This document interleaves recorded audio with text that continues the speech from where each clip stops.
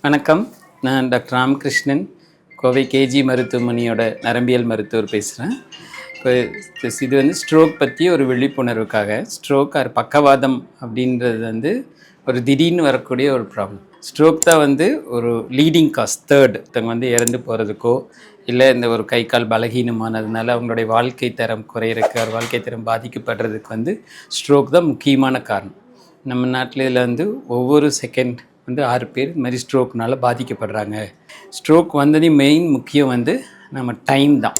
இப்போ ஒவ்வொரு நிமிஷம் 2 lakh நியூரான்ஸ் அந்த செயல்திறன் குறைஞ்சிட்டே போகுது. நம்ம 1 மணி நேரம் நம்ம தாமதமாக வைத்தியம் பண்ணுறோம், நரம்புகள் இம்ப்ரூவ் பண்ணுறக்கார இன்ஜெக்ஷன் போடுறதுக்கு லேட் ஆகுது அப்படின்னா நம்ம எவ்வளோ கிலோமீட்டர் அவ்வளோக்கான நரம்புகள் செயலிழந்து போகுது. ஸோ முக்கியம் நம்ம சீக்கிரமாக இந்த ஸ்ட்ரோக்குக்கு வைத்தியம் பண்ணி இம்ப்ரூவ்மெண்ட் ஆகிறது தான். ஸோ இதெல்லாம் எப்படி ஸ்ட்ரோக் சிம்டம்ஸ் ரெக்கக்னைஸ் பண்ணுறது, பொதுமக்கள் எல்லாருக்கும் எப்படி கண்டுபிடிக்கிறது, ஒருத்தவங்களுக்கு இருக்கிறதுக்கு நம்ம ஒரு இது வச்சுருக்கோம். நிமோனிக் சொல்லுவோம், ஈஸியாக ஞாபகம் வச்சுக்கூடியது. பி ஃபாஸ்ட் அப்படி சொல்கிறது, BEFAST. பிங்கிறது பேலன்ஸ். நல்லா இருக்கிறாரு ஒருத்தருக்கு திடீர்னு ஒரு பேலன்ஸ் ப்ராப்ளம், ஒரு தள்ளாட்டம் வருது, நல்லா இருக்கிறவருக்கு திடீர்னு ஒரு தள்ளாட்டம் வருதுன்னா ஸ்ட்ரோக்கோட சிம்டம் அறிகுறியாக இருக்கலாம். திடீர்னு பார்வை ஒரு சைடு எனக்கு பார்வை தெரிய மாட்டேங்குதுன்னு சொல்கிறாரு, ஒரு பார்வை மங்குது, இல்லை ரெண்டாக தெரியுது. மெயினாக ஒரு சைட் பார்வை தெரியலைனாலும் ஸ்ட்ரோக்கோட சிம்டமாக இருக்கலாம்.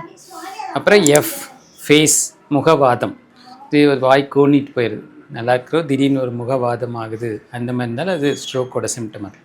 கை பலகீனம், ஏதாவது பொருள் பிடிச்சிட்டு இருக்காங்க, திடீர்னு பொருள் கீழே விட்டுறாங்க, பொருள் பிடிக்க முடியல, எழுத முடியல, கை பலகீனானாலும் ஸ்ட்ரோக்கோட சிம்டமாக. பேச்சு குளறல், பேச்சு குளறுது, ஆர் நம்ம பேசுகிறது அவங்க புரிஞ்சிக்க முடியாமல் இருக்கிறது, இல்லை அவங்க பேச்சு வரல, இந்த மாதிரி அறிகுறிகள் இருந்தால் நம்ம உடனே ஹாஸ்பிட்டல் அணுகணும். அதான் T ஸ்டாண்ட்ஸ் ஃபார் டைம். நாங்கள் இந்த ஸ்ட்ரோக் ப்ரோக்ராம் ஆரம்பிக்கும் போது 3 மணி நேரத்துக்குள்ளார ஹாஸ்பிட்டல் வரணும்னு இருந்தது. 3 மணி நேரத்துக்குள்ளே நிறைய பேர்னால வர முடியாது. ஈவன் வளர்ந்த நாடான அமெரிக்காலேயே கூட இந்த மாதிரி ஸ்ட்ரோக் வந்தவங்க எலிஜிபிள் பர்சன்ட் ஹாஸ்பிட்டல் அந்த 3 மணி நேரத்துக்குள்ளே வந்தவங்க 10 to 15% தான்.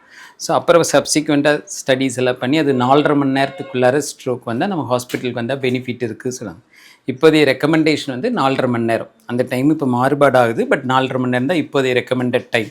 ஸோ நீங்கள் இந்த மாதிரி அறிகுறிகள் உங்களுக்கு தெரிஞ்சவங்களுக்கோ உங்கள் பக்கத்தில் இருக்கிறவங்களுக்கோ இருந்தால் நீங்கள் உடனே ஸ்ட்ரோக் மாதிரி ட்ரீட் பண்ணக்கூடிய ஹாஸ்பிட்டல் ரீச் பண்ணும். அதில் இப்போ நம்ம கேஜி ஹாஸ்பிட்டல் என்ன பண்ணாங்கன்னா, இப்போ இந்த மாதிரி ஸ்ட்ரோக் இருக்கிறவங்க திடீர்னு நம்ம ஒரு இன்ஜெக்ஷன் போடணும் அப்படின்னா, இன்ஜெக்ஷன் போடுறதுக்கு நமக்கு கொஞ்சம் செலவாகும். ஒரு 50,000 60,000 அந்த மாதிரி ஆகும் அந்த இன்ஜெக்ஷனுக்கு.